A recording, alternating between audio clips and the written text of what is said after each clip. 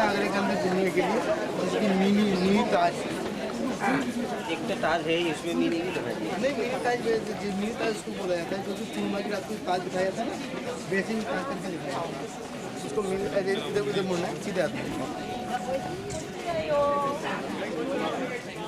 ये सब तो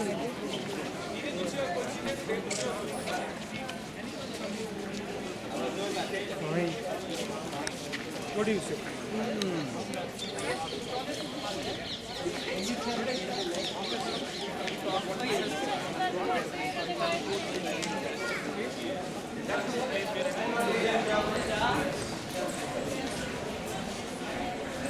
So if you get lost, ladies and gentlemen, if you get separated from the group, I request you to come back.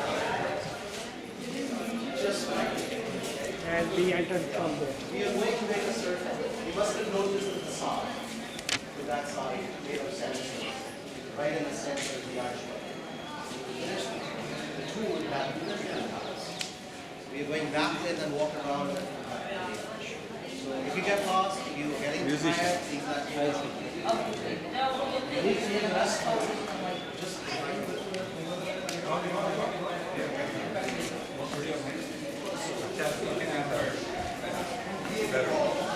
this is an approach to the heart of the yeah.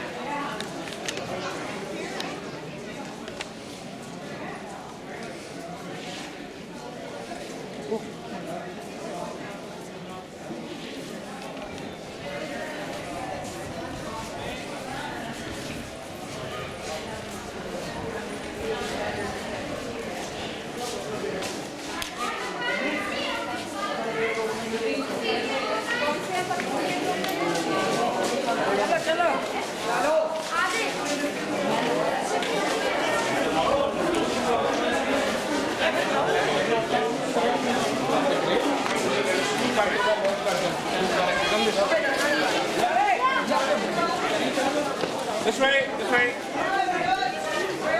Please turn this way.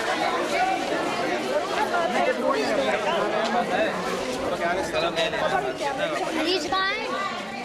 हाँ नहीं तो हमको चाहिए जाने से पहले इससे photo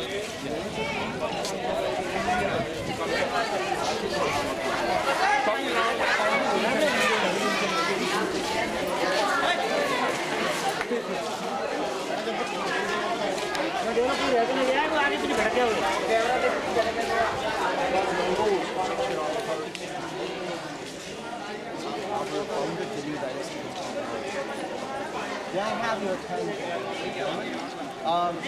This big hall, built with red sandstones, has been plastered where it's painted. It is called Diwan-i-Am. This is a Persian word which means the hall of common people or public honors. There's a little balcony all the way inside where emperors sat to dispense justice, which was very important. He appointed other people to make justice, but in case they were failed, then people were allowed to come. He was just like Supreme Court.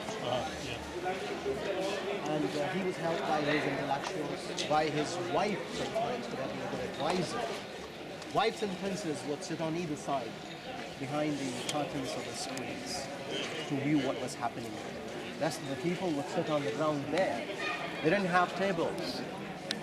They didn't have wood bag, no tables and chairs.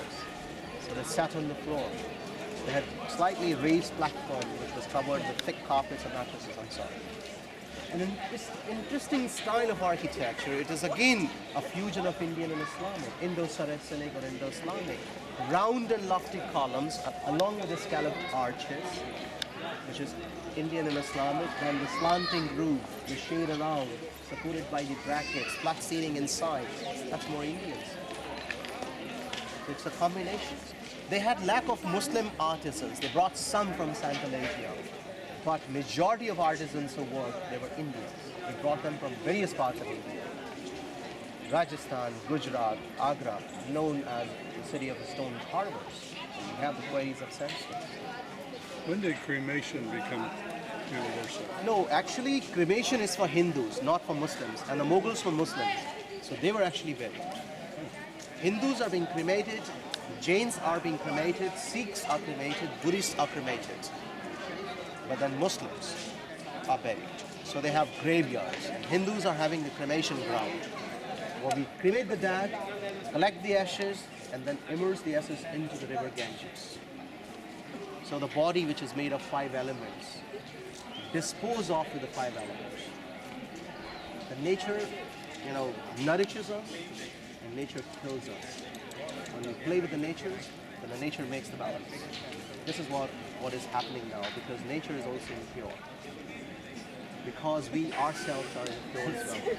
That's chipmunk. So those are chipmunks, not squirrels. All right, there's a grave of John Russell Colvin. He was a lieutenant general governor of the northwest provinces of India. He died by cholera in 1857. 1857, it's called Sepoy Revolt, Indian Mutiny, or the first freedom war against East India, which was going in many cities within India, and Agra was one of them. The whole fort was seized by the Indian soldiers and freedom fighters. So when he died, later on he was buried. What we miss an interesting building which is in marble, and that is actually a mosque that was constructed by Shah Jahan. He loved the marble, and being white, he called it Pearl Mosque. It seems to be the beautiful mosques in the world. In white marble, the walls are inlaid, but they are restoring them. And access is through the army area, so this is not a working mosque. But you can take the photograph somewhere, and the mosque is behind it. Army lives behind the wall to your left. This huge complex with high walls, covered walkways. It is simply a covered walkways, and the walls inside were painted. Crust paintings were sprayed. Sometimes the whole room was set on fire. It was a kind of revenge taken by the Jats from Mongols. The guy who imprisoned his father was very fundamentalist.